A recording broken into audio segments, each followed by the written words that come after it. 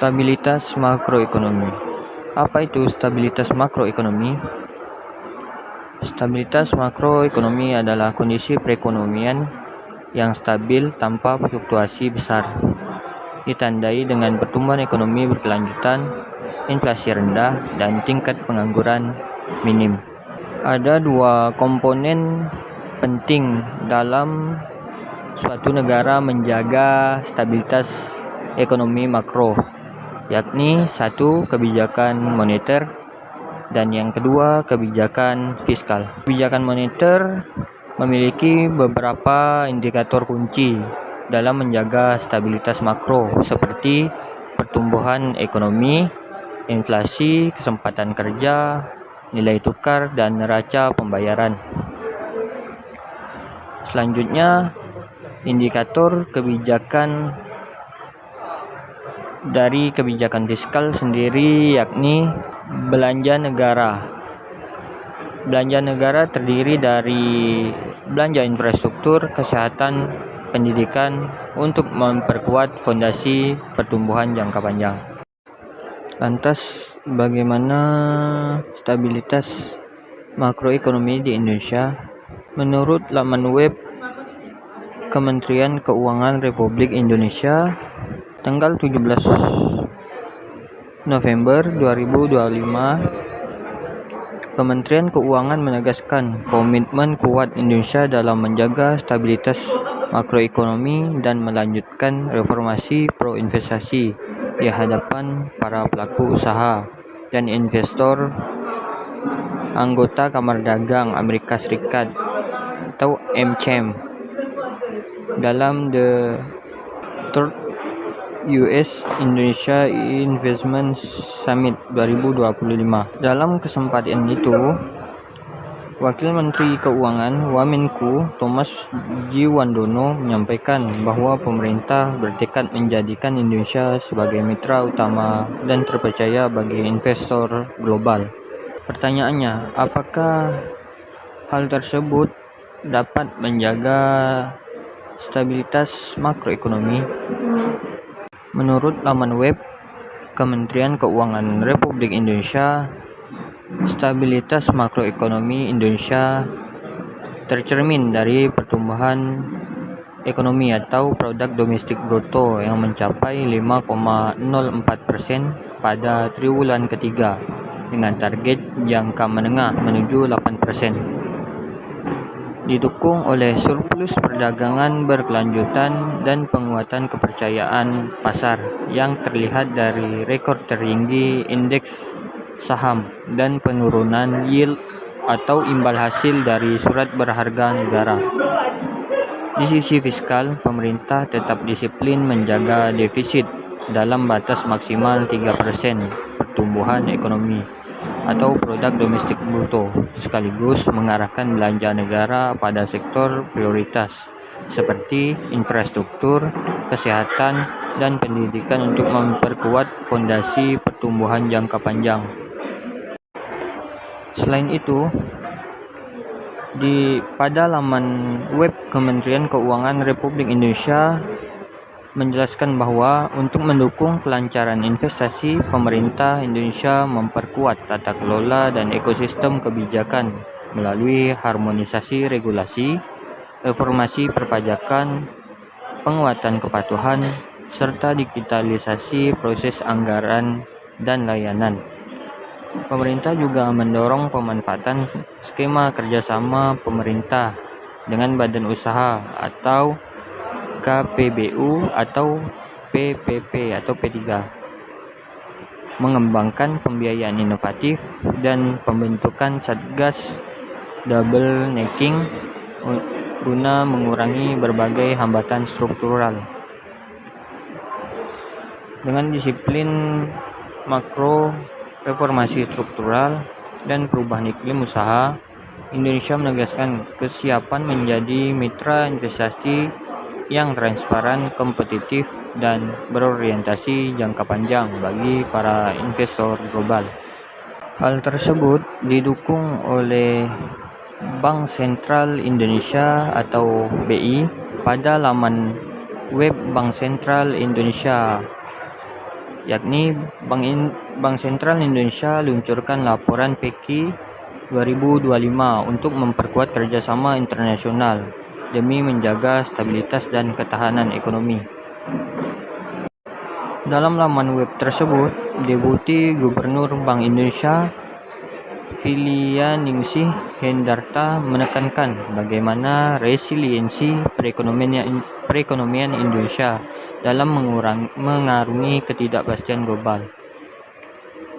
Menurut Filianingsih, kapal besar itu adalah kita, Indonesia, dan ombak besar yang bertubi-tubi itu adalah gelombang tekanan eksternal yang sepanjang 2025 terus menghantam perekonomian global. Namun, ketahanan kapal Indonesia tetap terjaga. Dalam laman web Bank Sentral Indonesia juga menegaskan bahwa dalam menghadapi prospek ekonomi global 2026 hingga 2027 yang masih tertekan, pertumbuhan ekonomi Indonesia tahun 2025 diperkirakan berada dalam kisaran 4,7 hingga 5,5% dan diperkirakan meningkat pada 2026 hingga 2027.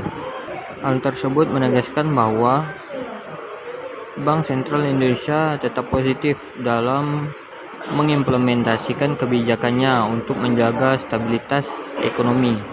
Selain itu, menurut laman web Bloomberg Technos Jakarta, Indonesia memasuki tahun 2025 dengan pijakan makroekonomi yang semakin solid.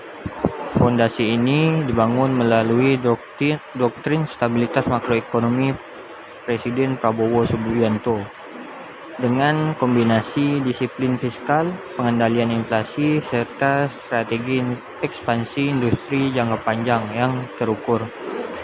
Dengan proyeksi pertumbuhan ekonomi yang bergerak di kisaran 5,0% hingga 5,8%. Dan juga menurut laman web Bloomberg Technos, Indonesia dipandang sebagai salah satu ekonomi paling gesit di Asia. Dalam kerangka kebijakan Presiden Prabowo, pemerintah berfokus pada 3 variabel sentral, yakni stabilitas makroekonomi, tanggung jawab fiskal, dan kredibilitas pertumbuhan jangka panjang.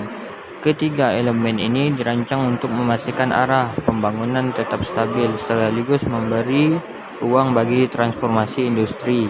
Dalam menjaga stabilitas makroekonomi, inflasi Indonesia juga berada dalam jalur sehat. Inflasi inti diperkirakan berada di rentang 2,5% hingga 3,2% yang mencerminkan kebijakan moneter yang terukur oleh Bank Indonesia serta semakin normalnya rantai pasok global.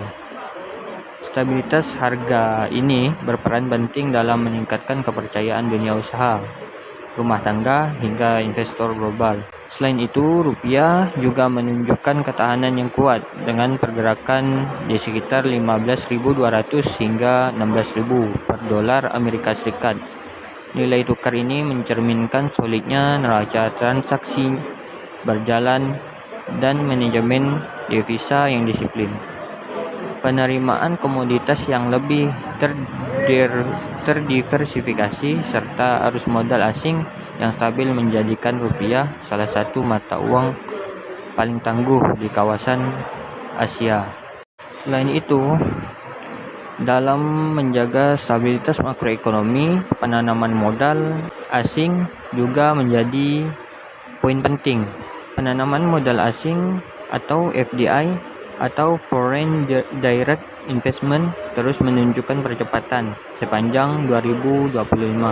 FDI di Indonesia diproyeksikan mencapai 52 hingga 57 miliar US dollar. Arus modal ini masuk terutama ke sektor hilirisasi mineral, baterai kendaraan listrik, petrokimia, pusat data, hingga manufaktur berat.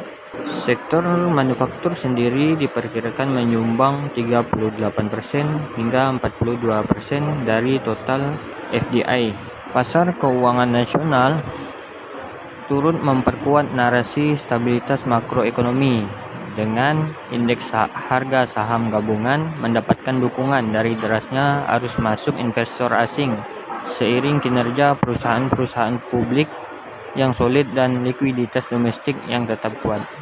Cadangan devisa juga berada pada level tinggi, diperkirakan mencapai 140 hingga 140 miliar US dollar. Posisi cadangan ini memberikan bantalan yang kokoh terhadap potensi risiko eksternal sekaligus meningkatkan kredibilitas Indonesia di mata investor internasional.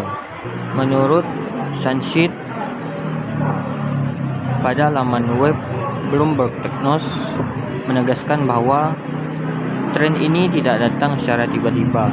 Kombinasi antara kebijakan yang kredibel, eksekusi yang konsisten, serta komitmen pada stabilitas menjadikan Indonesia sebagai salah satu pasar paling menarik di Asia Tenggara. Hal tersebut membuktikan bahwa doktrin stabilitas makroekonomi Prabowo bukan sekedar slogan kebijakan. Ia merupakan kerangka strategis yang kini membentuk arah perekonomian Indonesia dengan memperkuat fundamental, meningkatkan kesejahteraan masyarakat, dan menegaskan posisi Indonesia sebagai kekuatan industri baru di Asia.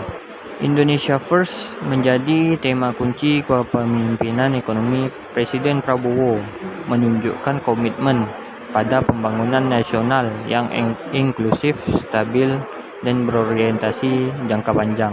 Dengan fondasi yang semakin kuat, Indonesia memasuki era baru, pertumbuhan yang lebih terukur namun progresif.